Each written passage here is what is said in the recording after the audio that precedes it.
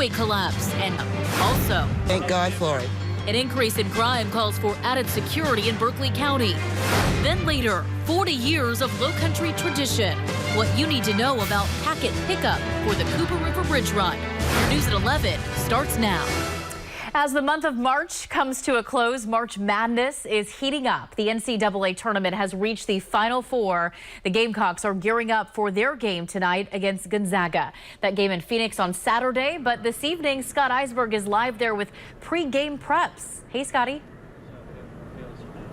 Good evening, Ashley, from the Valley of the Sun, where it is dark and windy tonight in the desert. Actually, a perfect night. It was a little hot outside today, about 90 degrees here in the desert. Did not matter for us, did not matter for the teams inside the University of Phoenix Stadium. All four teams practiced. All of those teams closed practices today. Tomorrow they will practice in front of fans and media. But today the big story for South Carolina, Darius Thornwell. He did not practice. He is their star. The SEC Player of the Year was under the weather back at the hotel. Much more on that coming up in sports. But overall for USC, it was really about the magnitude of the situation. Getting here to Phoenix, realizing they are in the Final Four and realizing they have to play in this monstrosity of an arena and they have to shoot in there as well. It's very different from the normal gyms and stadiums they play in, but they are ready for this big-time challenge. It was cool. It was cool just to see how, huge and large the stadium was, but at the same time, it was hard at first. Just the depth perception that you had, shooting at the basket, you seemed like it was never ending behind the basket, but we got used to it, and after we got some shots up, people were able to make shots. After you get over the whole, glitz and glamour of it, you realize that, we're here for a reason, and we're not here for a vacation. We're not here to just be happy that we made it. We're here to try and win the whole thing. It was interesting seeing the guys out there today shooting balls, and listening to them. It's like, God, it looks different, but we'll have an opportunity to shoot some balls in here again tomorrow. It'll be fine. Kids are players, man. We go out to a park right now and play on 8-foot rims. First couple seconds, it takes a little while, and eventually everyone adapts and shoots the ball in the basket. I know this, Gonzaga and us, neither one of us has an advantage with that one. We're both going through it for the first time. Both teams are playing in their first Final Fours here in Phoenix. Two great coaches, two entertaining guys. We will hear much more from them coming up in sports. And as for that stadium, we weren't allowed to see practice today. We will tomorrow, but we got to see the stadium right after practice. Darren Stoltzfus will give you a tour of the University of Phoenix Stadium. That coming up later on in sports. But for now, live in Glendale, Arizona, Ashley, I will send it back to you. All right, Scotty, good to see you. Thank you. Meanwhile, Courtney King is following the latest as the Lady Gamecocks prepare for their matchup against Stanford. That game is tomorrow night, and Dawn Staley shares this as a game she has high expectations for. Dawn Staley is a household name in the world of women's basketball. She's won several gold medals, yet she has a hard time beating Stanford. As a player, the Cardinal eliminated her Virginia Cavaliers in 1990 and 1992 in the Final Fours. Now, as a head coach, she's 0-5 against Stanford. So her players say there's a little extra motivation here to get their coach a win against this tough program. The emotions that, as I reflect on participating in the Final Fours and not being able to win a national championship is the thing that fuels me as a coach. Fortunately, I've been around some great players to get us back at this point to compete for a national championship, and hopefully our day has come. She's done so much to this game, and she's brought so much to this game, and I can't even put into words. It would just mean a lot just to really let her finally get that national championship, because she's worked so hard to get us here, and she's worked so hard herself as a coach and a player. So just to finally let her say that she has a national championship, it'll mean something.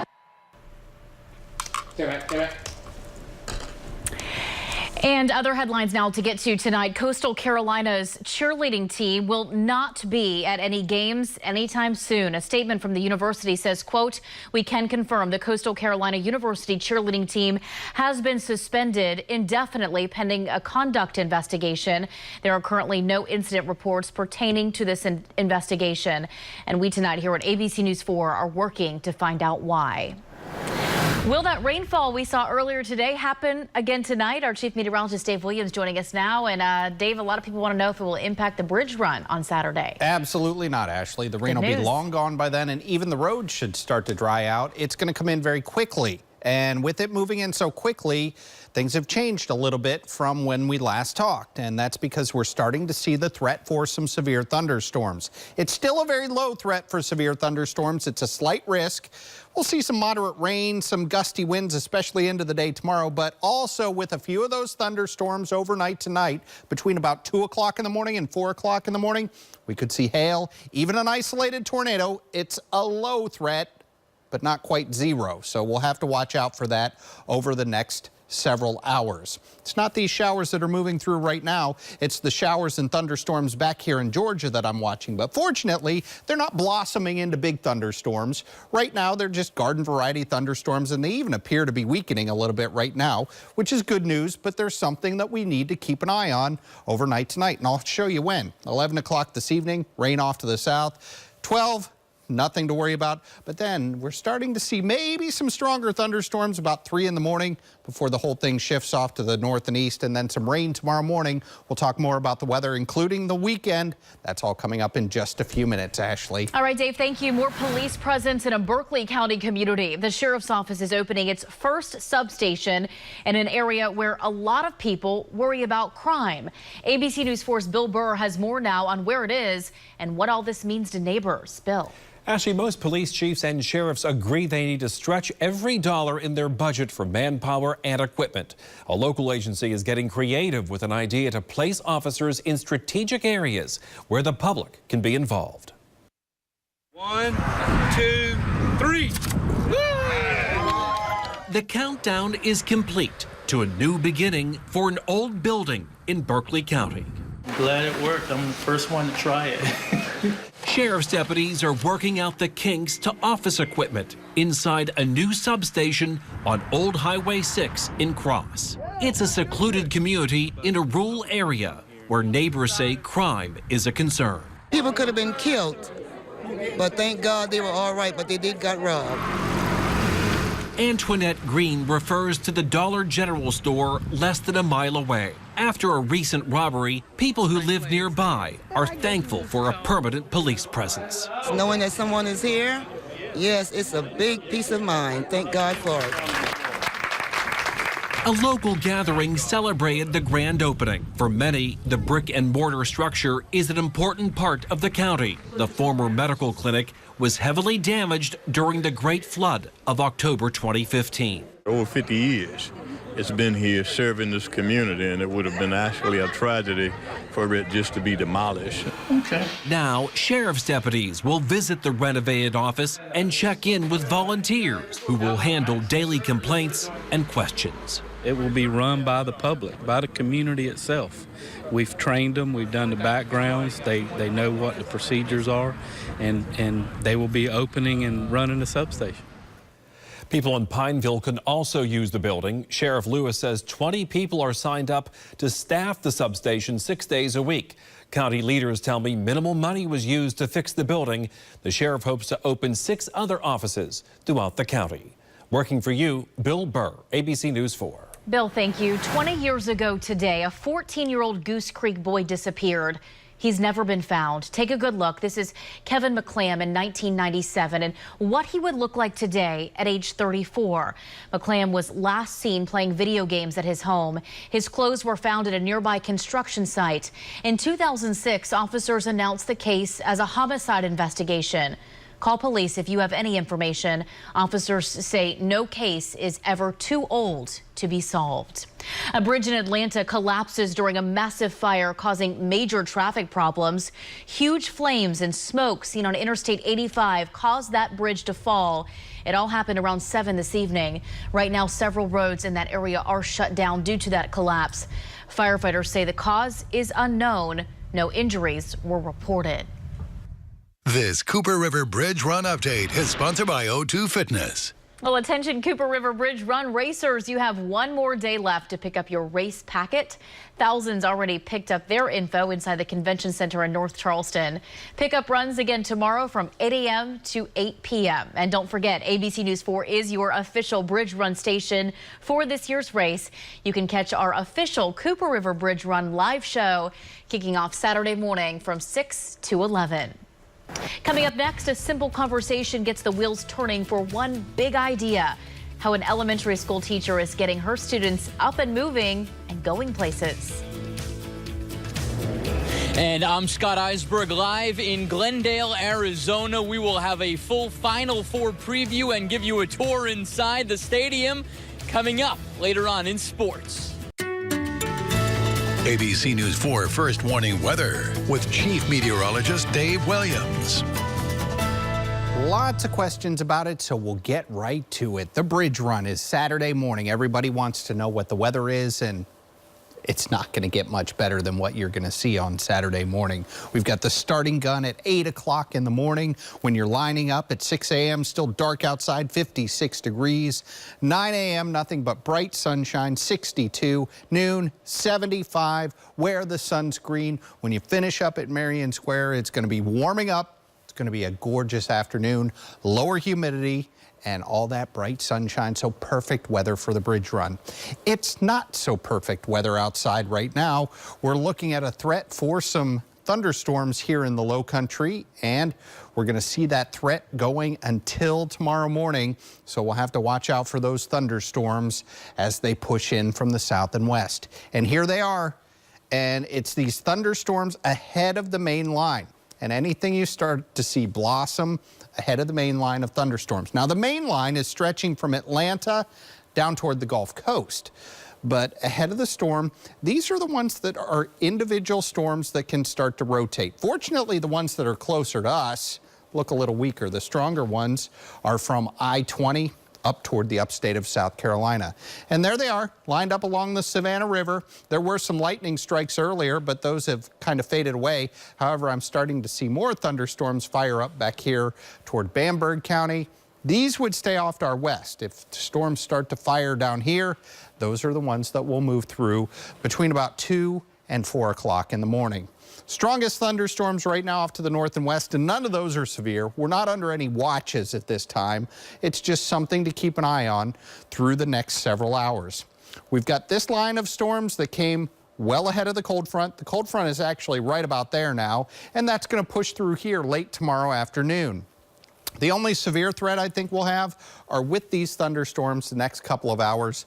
Once that's gone, just some rain, some showers, maybe a thunderstorm, especially before lunchtime tomorrow.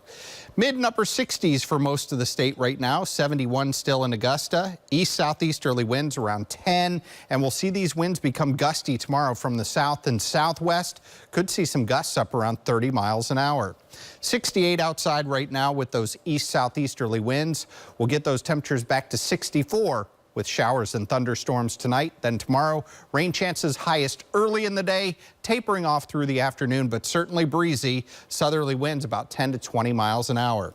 Nice and warm, especially through Georgia, and that's where there's moisture flowing into those thunderstorms. Juice for the thunderstorms that'll come through tonight. Here we are, that line off to the west, the thunderstorms right now, and those are the ones we'll watch through about 4 in the morning. Then the cold front comes through. As that cold front comes through, we're going to be looking at things drying out, looking much better as we head into the weekend. Lots of sunshine and those temperatures staying warm. About 80 degrees all weekend long. Next chance for rain early next week and maybe cooler toward the end of the week. A teacher's simple conversation with her students has led to a project now making national headlines, all because a little boy wanted a bike. Good thing big ideas are like big wheels. They just keep on turning. This month's Jefferson Award winner is Katie Blomquist, who has made sure an entire student body will be going places. Here's Dean Stevens. Shh.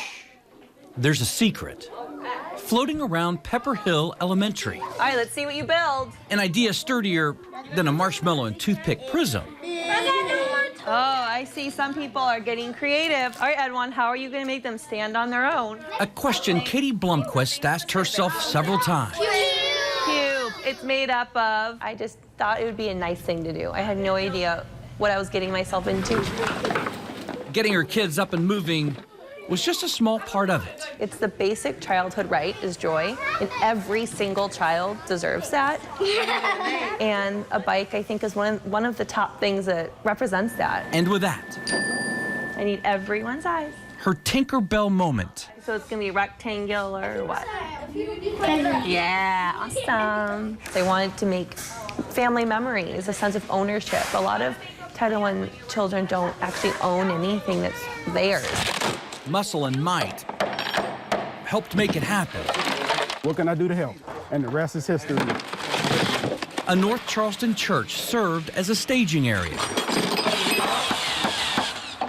Meet the Good Hands people, assembling radio flyers. On their off time, good to go. Katie spoke up, asked for volunteers. My wife saw it on Facebook. And so let's get this tire. We decided to come down here and help out. With each twist and turn and a tongue roll, the community came out. 100 bikes for the Tykes. Trust me, it's gonna get easy. I don't know very many cities where the community would, strangers, come together, take off from work and come assemble bikes for kids they don't know, for a teacher they've never heard of. Katie's big opening came when a Florida bike on King Street agreed to be the missing link, designing and piecing together 550 bikes, all appropriately named the future. This is a chance for them to truly own something of value. It's a sense of therapy. It's, you know, you just ride as fast as you can and feel the wind in your face and kind of decompress from a day. 2 tractor trailers filled with bikes ready to be delivered. It became 1,000 times more amazing than I ever dreamed. Katie's GoFundMe page raised more than $80,000 to make it all possible. Actual people who gave actual hard-earned money to them to spread some joy to them. It took all of 3 months. You know, I had this idea and look what it's become. And it's overwhelming. One person can change the world. Right? The silence of Katie's secret.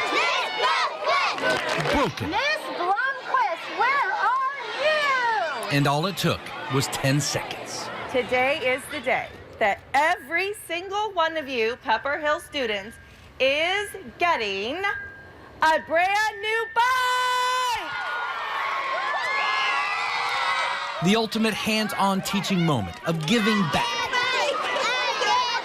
fittingly ends with a victory lap.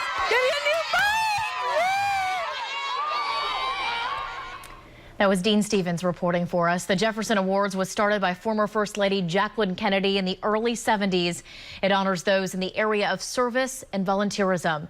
If you know of someone making a difference in your community, head to our website. Let us know about them. It's abcnews4.com. We're back after this. Sponsored by Crew Chevrolet. You've got a friend in the car business. Crew Chevrolet on Rivers Avenue.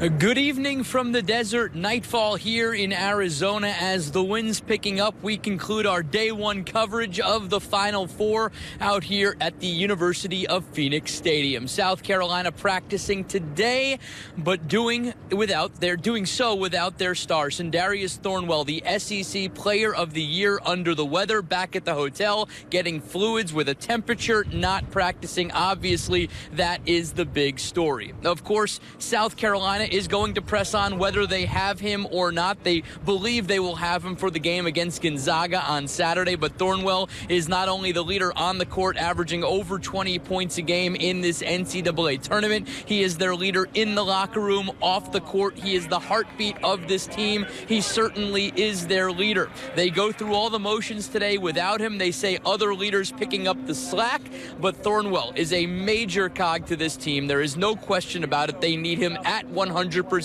Frank Martin today talking about how much Sindarius means to the Gamecocks. It starts with courage. He makes all those guys understand that we're good enough. And when your best player accepts coaching like he does, it allows you to coach everyone on your team. And then he gives. He doesn't take, he never comes out of practice. Never. I don't care what drill we're doing. I don't care how many times he's done it in his career. Will not come out of, he only comes out of practice if I grab him and say, Sin, get out. He won't come out. That's how young players learn. I know we still want to approach it the same way. At the same time, you know, he's our leader, he's our mentor. You know, with him being gone, we had to make sure that, you know, other guys stepped up when it came to leading, and that's something that Justin and I and PJ had to make sure we did, and Coach did a good job of making his voice heard.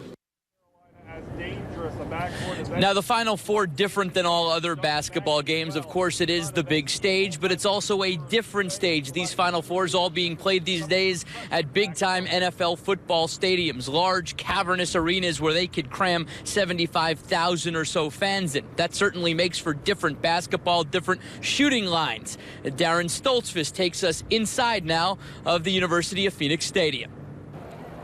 Well, welcome into University of Phoenix Stadium. We get our first look at what a basketball court really looks like in a massive football stadium. Remember, this was the home of the College Football Playoff National Championship when Clemson lost to Alabama. This was also the site of the Fiesta Bowl where Clemson beat Ohio State. But look at this court. It's not even on ground level. You got to walk up about 4 steps. You're off the ground and really raised up. And the depth perception shooting really could be an issue. These 4 teams aren't used to this. Now watch where Scotty's going to be about the 3-point line. Look up at that rim. A little different than playing at Colonial Life Arena. And for sure, in the corners where it just extends, this is not like a typical basketball arena. But this is how you do it at the Final Four. The big stage, about 70,000+ people will be here for this one.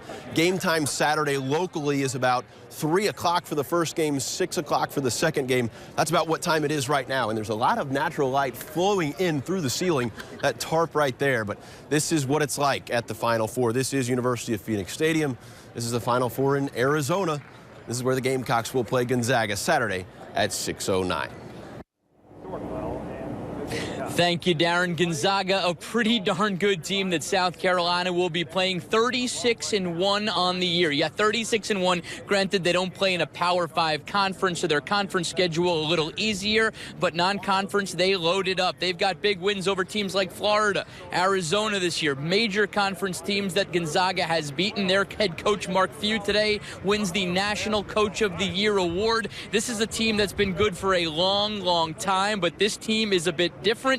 This is the first one that has made it to a Final Four.